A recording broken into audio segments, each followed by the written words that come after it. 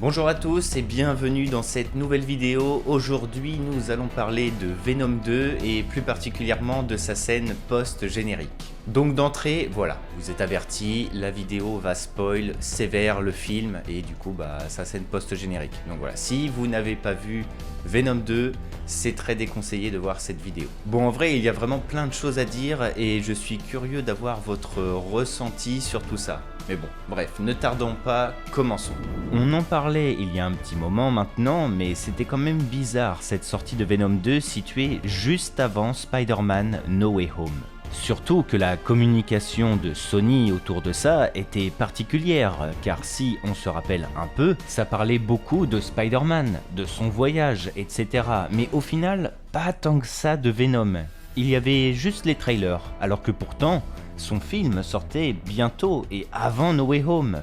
Bref, c'était suspect. Mais maintenant nous avons les réponses. Venom sera dans Spider-Man No Way Home. Bien joué Sony. Dans une scène post-générique où Eddie Brock et Venom sont en cavale, entre guillemets, suite aux événements du deuxième film, nous retrouvons ces derniers dans une chambre d'hôtel. Une chambre qui va se métamorphoser et qui va nous donner l'impression d'un changement de réalité. Eh bien, c'est ce qui semble être le cas, puisque par le biais de la télévision, nous voyons qu'Eddie et Venom ont voyagé à travers les réalités pour se retrouver dans celle du MCU, où Peter est en plein drama médiatique concernant la mort de Mysterio. Et d'ailleurs, même dans le visuel, nous retrouvons les codes instaurés du MCU. Il y a genre une sorte de réécriture de la réalité, où les meubles et les objets ont un effet de bug, de glitch, exactement comme on en avait été témoin dans WandaVision.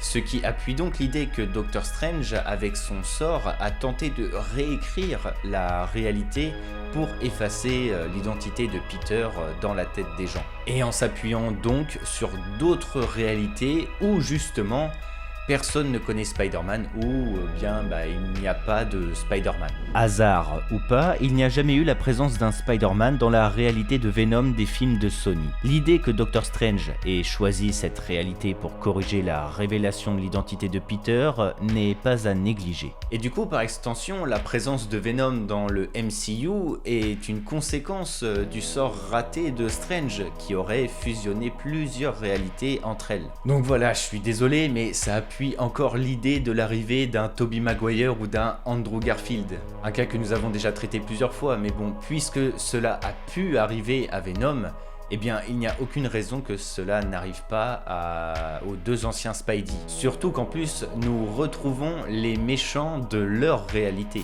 Bref, néanmoins cela nous donne plein de choses à analyser et théoriser, puisque déjà par rapport au trailer de No Way Home, nous pouvons le confirmer, il s'agissait bien de Venom qui attaque Peter dans le noir. Le doute était clairement permis entre si c'était le lézard ou Venom, et nous semblons avoir la réponse. Ce qui écarte du coup la possible présence du lézard dans les Sinister Six, mais on est à l'abri de rien encore. Il pourrait y avoir les deux. Néanmoins, du coup, il faut parler du rôle de Venom, qui est un cas assez particulier. Est-ce qu'il sera au final un méchant ou pas? Eh bien c'est assez délicat, et je pense que Disney et Sony vont tenter de jouer sur cette ambiguïté, puisque Venom est une sorte d'anti-héros. Il peut être très violent ou agressif, le fait qu'il mange des têtes n'aide pas non plus. Mais dans le fond, Venom dépend surtout de son hôte. Si son hôte est une mauvaise personne, cela va influencer Venom et inversement.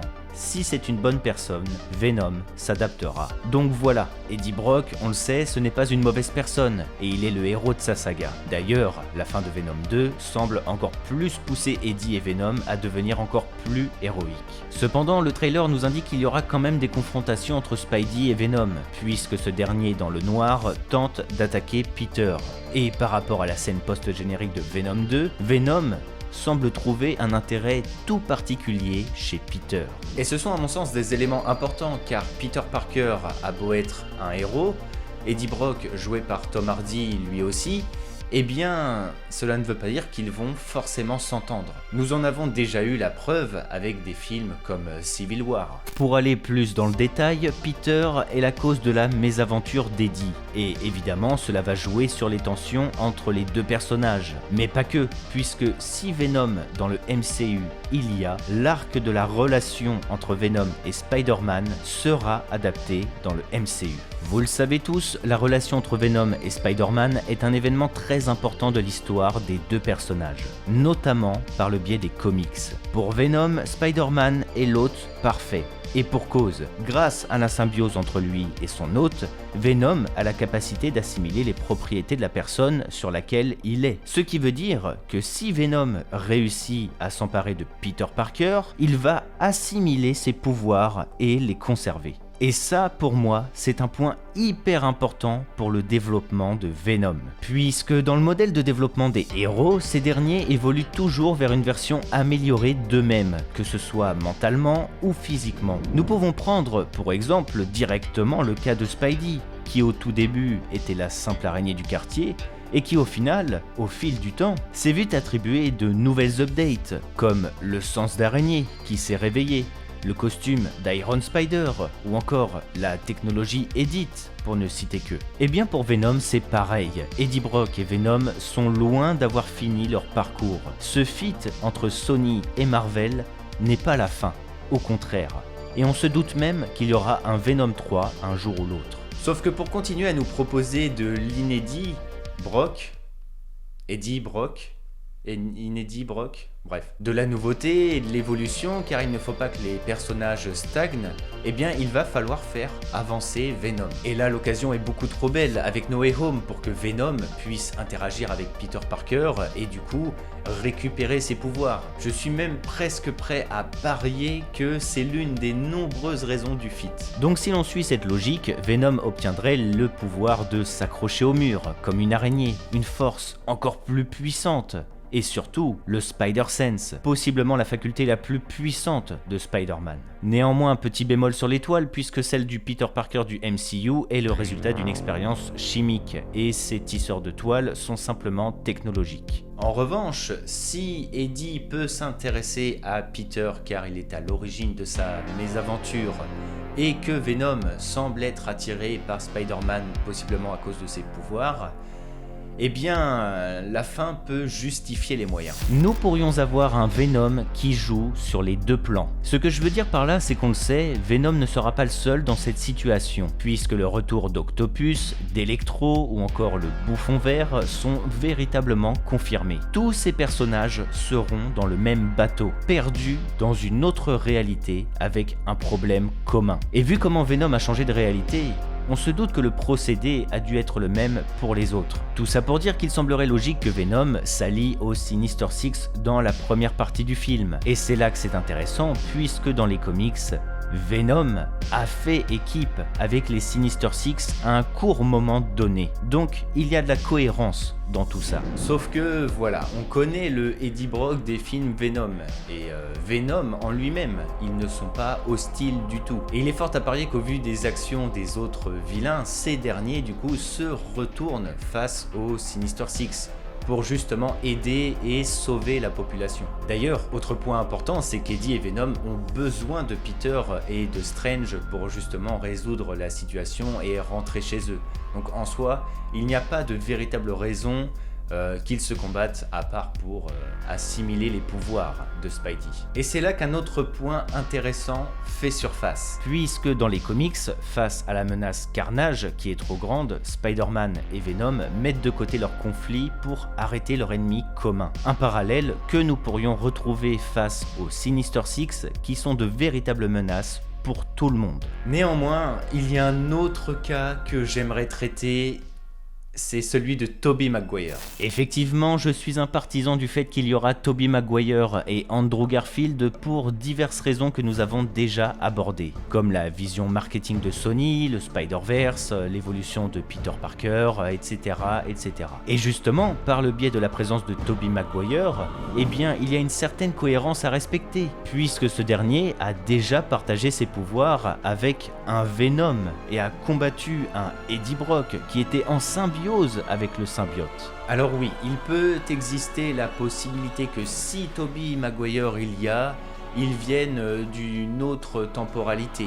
Par exemple, Spider-Man 2 où il n'a pas encore justement combattu Venom. Mais j'ai du mal à y croire, puisque le bouffon vert est présent, et normalement ce dernier est mort avant que Octavius ne devienne Octopus. Et pourtant ils sont tous les deux là. Et pour le bon développement du film, un Tobey Maguire vétéran qui a beaucoup d'expérience et qui vient les partager au Peter Parker du MCU, c'est beaucoup plus impactant et plus intéressant qu'un reset totalement random du personnage. Bref, du coup si Tobey il y a, ce dernier reconnaîtra forcément le symbiote et mettra en garde le Peter Parker du MCU, un paramètre intéressant qui pourrait tendre encore plus les héros entre eux, comme je le disais tout à l'heure. Mais surtout, Tobey, contrairement au Peter de Andrew et de Tom Holland, est le seul à posséder le pouvoir de tisser des toiles, vu que les deux autres utilisent ce qu'ils appellent des web shooters. Et c'est un paramètre qui peut clairement intéresser Venom, encore plus que pour le Peter de Tom Holland. Cependant, Tobey sait comment neutraliser le symbiote, et c'est quelque chose qui freinera forcément Eddie et Venom.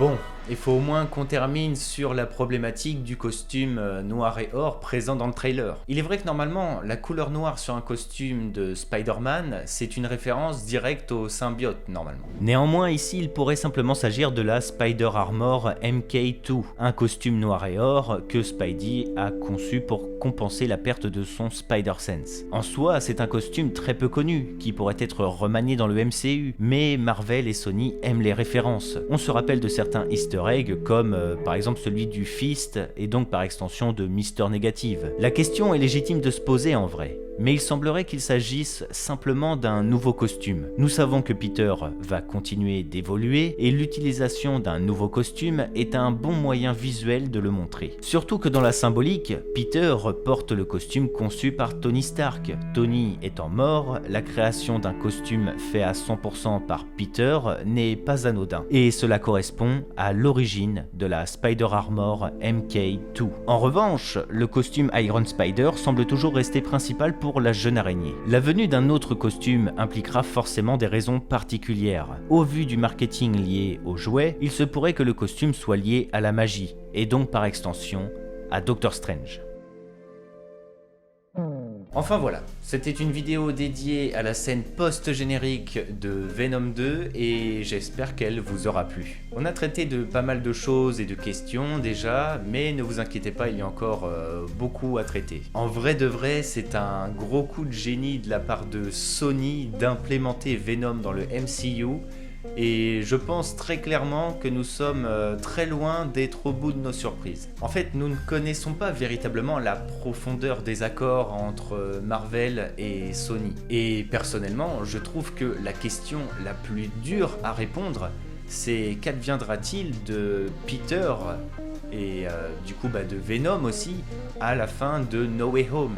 Car au vu des accords, vu que c'est lié aux accords, eh bien tout est possible. Est-ce que Peter, à la fin de No Way Home, se perdra dans le multivers afin de créer une absence cohérente pour la saga en fonction des accords? Est-ce que Venom retrouvera le chemin de la maison? Est-ce qu'il restera ou reviendra-t-il dans le MCU? On le rappelle quand même, mais bon, Spider-Man No Way Home, pas de retour à la maison, bon...